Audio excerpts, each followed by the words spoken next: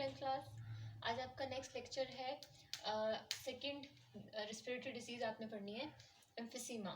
Emphysema क्या condition है जिसमें लंग्स की वो डिजीज़ है जिसमें लंग्स के जो एल्वियोलाई होते हैं लंग्स के अंदर, जो वर्किंग यूनिट है लंग का, वो इंस्टेड ऑफ स्मॉल छोटे छोटे जो पाउचेज हैं, छोटे छोटे जो पैकेट्स हैं, इसकी बजाय एल्वियोलाई का स्ट्रक्चर एक लार्ज पाउच में कन्वर्ट हो जाता है। ठीक है, लार्ज एयर सैक में कन्वर्ट हो जाता है।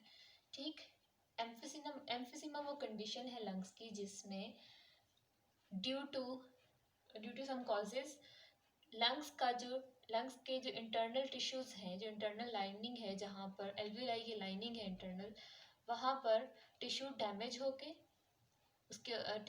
होकर वो जो एल्वियोलाई हैं वो एक ही बड़ी सी कॉमन सी एयर सैक में कन्वर्ट हो जाएगी। ठीक है, तो अब यहाँ देखो, इसका क्या, वो एक लार्ज सी एयर सैक है ना, instead of small air pouches की बजाय वो एक लार्ज एयर सैक होगी। तो इसे हम डिजीज़ क्यों कह रहे हैं या इसका नुकसान क्यों है? अब इसे ऐसे कंसिडर करें, ये जो मैं लाइन ड्रॉ कर रही हूँ along the internal walls of alveoli, ठीक है, ये टोटल सरफेस एरिया हुआ ना इसका एल्वियोलाई का। तो मैं इसको अगर स्ट्रेट आपको ड्रॉ करके दिखाऊं तो सपोज करते हैं कि इसका टोटल इतना एरिया बन रहा है। ठीक है, और अब मैं यही लाइन यहाँ पे इसके इंटरनल एरिया पे ड्रॉ करती हूँ। यहाँ पे कितनी से बनेगी? ऑलमोस्ट इतनी सी। ठीक है, तो यहाँ से ये मैंने आपको एग्जांपल देने के लिए समझाया है। अब आप देखो कि जब लंग्स में एल्वियोलाई का स्ट्रक्चर स्मॉल एयर पाउचेस की बजाय एक ही लार्ज एयर पाउच में कन्वर्ट हो जाएगा due to the death of this lung tissue. ठीक, तो क्या होगा कि ये जो इतना सारा ये जो स्मॉल एल्वियोलाई का लार्ज सरफेस एरिया था जिससे गैस एक्सचेंज होती थी, कार्बन डाइऑक्साइड ऑक्सीजन ब्लड में डिफ्यूज़ करती थी और कार्बन डाइऑक्साइड एयर में डिफ्यूज़ करती थी। तो अब इसकी एल्वियोलाई की एफिशिएंसी, ये जो गैस एक्सचेंज वाली एफिशिएंसी है, ये डाउन हो जाएगी। ठीक है, alveoli in emphysema, the alveoli of the lungs convert into large air pouches with small surface area. ठीक है, which reduces the gas exchange efficiency of alveoli. तो एम्फिसीमा कंडीशन समझ में आई है क्या चीज़ है? अब हम देखते हैं इसकी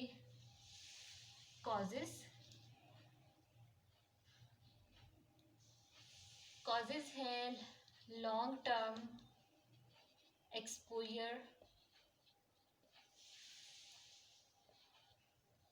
टू इरिटेंट्स और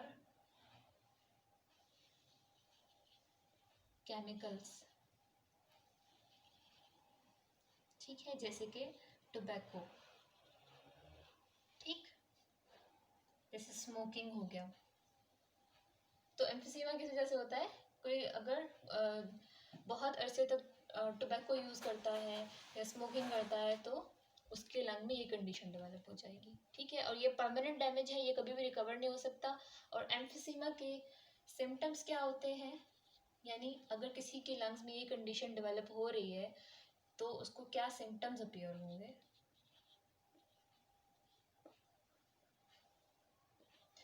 क्योंकि अब ये एल्वियोलाई का स्ट्रक्चर चेंज हो गया है तो इस टाइम पे एल्वियोलाई 100% कॉन्ट्रैक्ट नहीं हो सकेंगी और सारी की सारी एयर जो लंग्स के अंदर आती है और जिसमें अब कार्बन डाइऑक्साइड आ चुकी होगी, तो वो सारी एयर लंग्स को लीव नहीं कर सकती, लंग्स से आउटवर्ड मूव नहीं कर सकती। ठीक, तो इससे क्या होगा? Shortness of breath.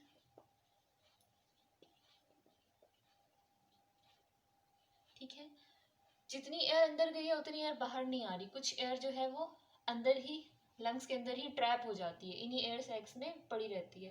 तो क्या होगा? सांस फूलेगा, ठीक है। Next fatigue. फटीग होता है थकन, ठीक है, सुस्ती, यानी आपकी बॉडी में एनर्जी की कमी हो जाती है। अब ये क्यों होगा? क्योंकि आपको फ्रेश ऑक्सीजन चाहिए for energy generation in cells. Cells energy generate करें फूड में से और आपकी बॉडी को एनर्जी प्रोवाइड करें, इसके लिए उन्हें रिक्वायर्ड है ऑक्सीजन, ठीक है। तो अब क्योंकि आपकी ब्रीदिंग ही कम हो गई और जो पर ब्रीदिंग आप क्या कर रहे थे, जितनी ऑक्सीजन यहाँ पे एक्सचेंज हो रही थी, अब तो सरफेस एरिया लेस हो गया, तो लेस अमाउंट ऑफ ऑक्सीजन आपकी बॉडी में डिफ्यूज़ करेगी।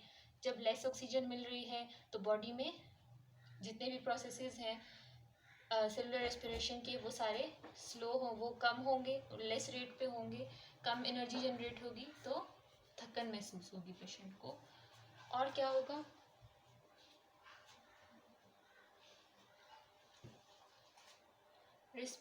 अदर रेस्पिरेटरी इन्फेक्शंस होंगे जो कि बार बार अपीयर होंगे।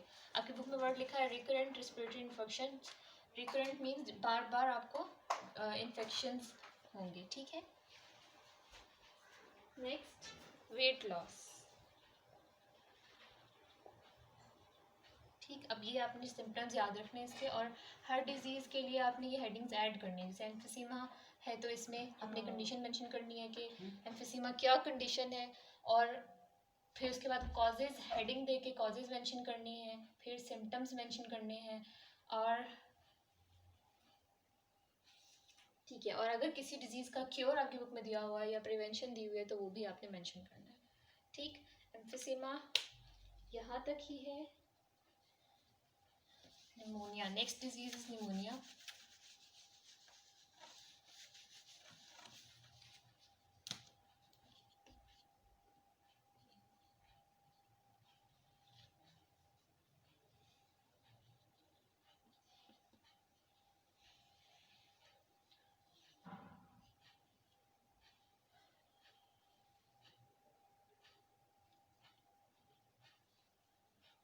निमोनिया लंग इन्फेक्शन की वो टाइप है, ये भी लंग इन्फेक्शन है। इसमें लंग्स की जो इनर वॉल्स हैं, एयर पैसेज वेज जो हैं, ब्रोंकाई जो हैं, वो स्वेल हो जाएंगे, नैरो हो जाएंगे और उनमें म्यूकस इकट्ठा हो जाएगा।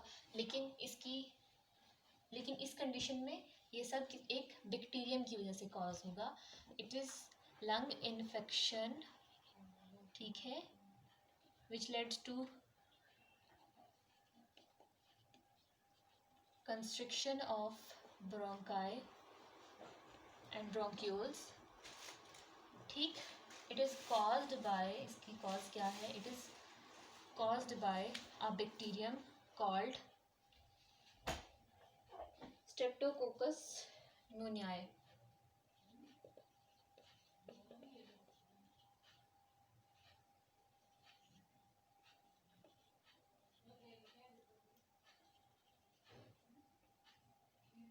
ठीक है, ये आपने याद रखना है। अदर कॉजेज क्या है? इसकी मेजर कॉज तो ये बैक्टीरियम है, स्ट्रेप्टोकोकस न्यूमोनियाe। इसके अटैक से लंग्स में ये कंडीशन कॉज होती है। और इसकी अदर कॉजेज क्या है? अगर कोई फंगल इन्फेक्शन हुआ है या कोई वायरल इन्फेक्शन हुआ है ड्यू टू वायरस और फंगस, तो it can later on lead to this condition, बाद में ये भी इस कंडीशन में ट्रांसफॉर्म हो सकता है, ठीक। अब इसके सिम्टम्स क्या हैं? पहले हम देखते हैं कि ये बैक्टीरियम करता क्या है। जब थ्रू ब्रीदिंग जो एयर है एनवायरनमेंट से आपके अंदर जा रही है, तो उस एयर में स्ट्रेप्टोकोकस न्यूमोनियाe अगर प्रेजेंट है वो आपके लंग्स में चला जाएगा। लंग्स के इंटरनल जो टिश्यूज़ हैं उन टिश्यूज़ को अटैक करेगा, डैमेज करेगा, उनमें ब्रेकडाउन कॉज करेगा और वहाँ पर रेप्लिकेट करेगा अपने जैसे, और बैक्टीरियम प्रोड्यूस करता रहेगा, ठीक है। जब ये बैक्टीरियम लार्ज नंबर में हो जाएंगे तो लंग की इनर जो लाइनिंग है, एल्वियोलाई की जो इनर लाइनिंग है, वो डैमेज हो जाएगी, ठीक है। और सारे एयर पैसेजवेज जो हैं वो भी डैमेज हो जाएंगे, ठीक। और एज अ रिजल्ट क्या होगा? वहाँ पर अगर ये टिश्यू डैमेज हो रहा है तो यहाँ से फ्लूइड्स और पस, जिसे हम पीप कहते हैं, फ्लूइड्स और पस यहाँ पे ये जो एयर स्पेसिस है यहाँ पे फिल होना शुरू हो जाएगी। ठीक है,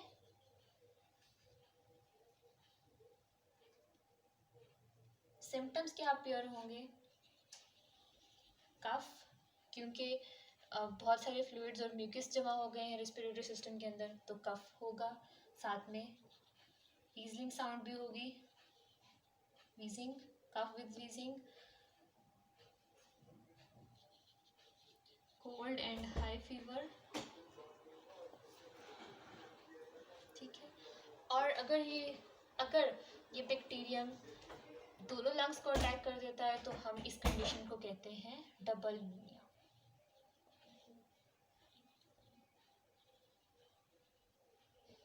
ठीक है,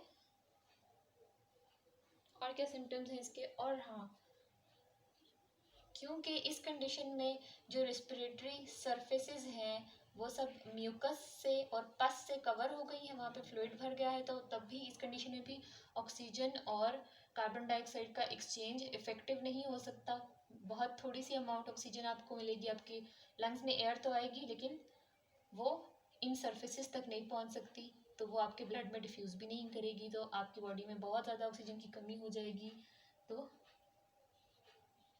ऑक्सीजन की कमी की वजह से बॉडी टर्न्स ब्लूइश या पर्पलिश हो जाएगी। ठीक है, बॉडी का कलर आपको ब्लूइश नजर आने लग जाएगा। ठीक, निमोनिया का आपने क्योर भी लिखना है, किसकी? प्रिवेंशन या क्योर कैसे करें। प्रिवेंशन है कि निमोनिया को फैलने से या होने से कैसे रोकें, एहतियात क्या करें, और क्योर का मतलब है अगर किसी को हो जाता है तो फिर ये डिजीज़ हो जाती है तो फिर वो क्या करे, वो कैसे ठीक होगा। ये 2 पॉइंट्स आप इसमें मेंशन करोगे। Prevention is through vaccines, vaccination,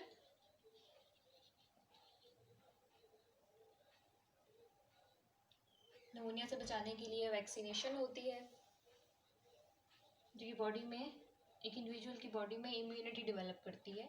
जब उसे वैक्सीन दी जाती है तो उसकी बॉडी में इम्यूनिटी डेवलप होती है, यानी वो इस बैक्टीरियम, अगर ये वैक्सीन लेने के बाद ये बैक्टीरियम उसकी बॉडी में एंटर करता है तो वो इंडिविजुअल इस बैक्टीरियम से, उसका इम्यून सिस्टम इस बैक्टीरियम से फाइट कर सकता है, इसको किल कर देगा और डिजीज़ कॉज नहीं होने देगा। ठीक है, सेकेंडली अगर किसी को ये डिजीज़ हो गई है, निमोनिया के सिम्टम्स अपीयर हो रहे हैं, तो तब उसे एंटीबायोटिक्स दी जाती हैं। ठीक है, antibiotics to kill the micro organisms. Next is asthma. Asthma आपने कॉमनली सुना भी होगा, जिसे उर्दू में दमा भी कहते हैं।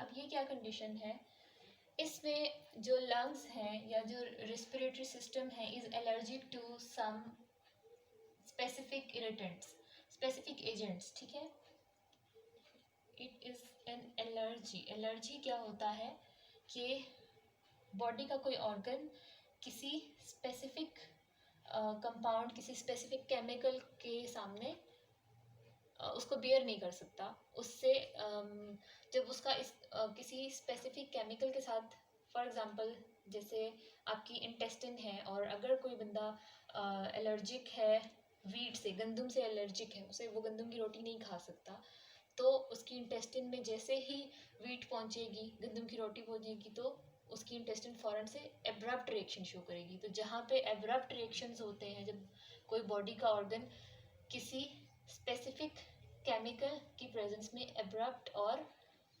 रिएक्शंस देता है, तो इसका मतलब है वो मिसबिहेव करना स्टार्ट कर देता है, तो फिर हम कहते हैं that organ is allergic to that substance.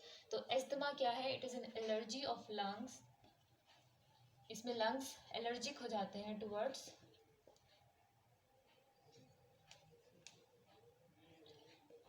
From specific irritants. अब वो क्या होंगे?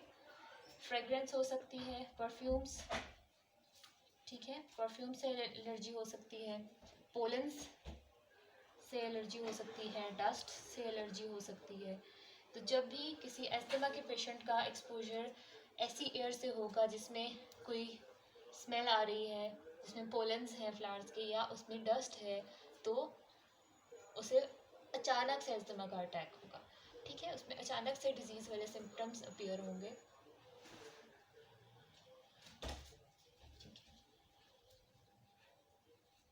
कॉजेज आपने देख लिए कि लंग्स जो हैं वो स्पेसिफिक केमिकल्स के लिए एलर्जिक होंगे।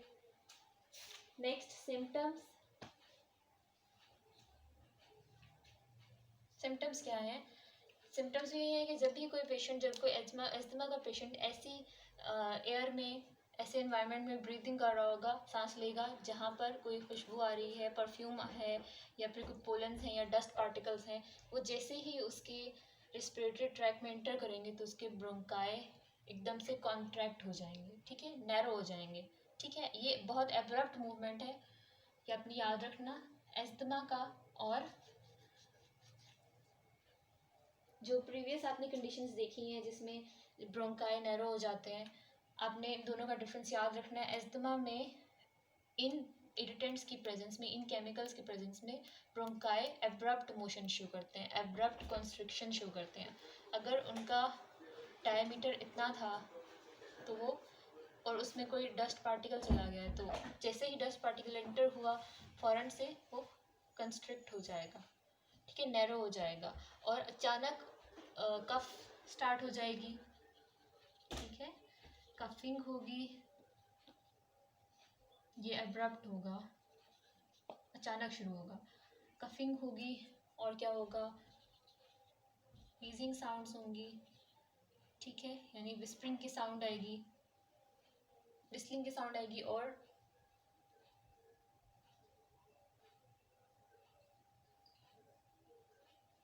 एक और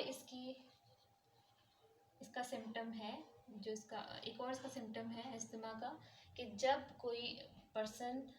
अस्थमा का पेशेंट किसी फिज़िकल एक्टिविटी में इन्वॉल्व होगा, फिज़िकल एक्टिविटी मीन्स जॉगिंग करे, रनिंग करेगा, या कोई भी फिज़िकल एक्टिविटी कर रहा होगा, तो as a result of that physical activity उसे फ़ौरन से ये वाले सिम्टम्स अपीयर होना शुरू हो जाएंगे, एब्रप्ट कफिंग और ये सब, ठीक है।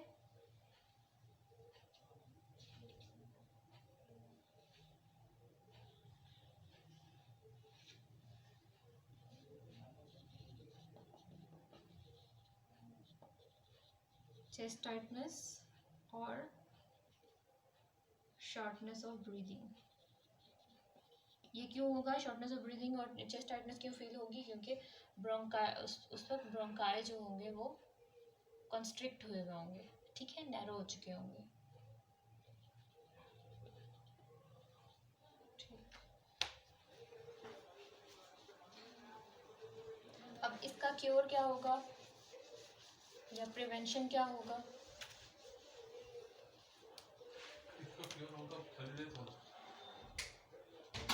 इनहेलर्स, यूज़ ऑफ इनहेलर्स, और जितना भी हो पोल्यूटेड एयर से दूर रहें, और पोलन्स जहाँ पर हों, प्लांट्स हों या फ्लावर्स हों, और जहाँ पे फ्रेगरेंसेस का यूज़ ना करें, यानी परफ्यूम्स का यूज़ ना करें। और अगर अस्थमा अटैक स्टार्ट हो गया है तो उस टाइम पे इनहेलर्स दी जाते हैं। इनहेलर्स ऐसे केमिकल्स होते हैं इस तरह के, जो स्प्रे की फॉर्म में जो पेशेंट है वो अपने रिस्पिरेटरी सिस्टम में इंटर करता है, ठीक है, उसको इनहेल करता है स्प्रे की फॉर्म में, और वो उसके ब्रोंकाई की वॉल्स को रिलैक्स करते हैं जाके, ठीक है, ब्रोंकाई जो कंस्ट्रिक्ट हो गया वो उसे रिलैक्स करते हैं, ठीक।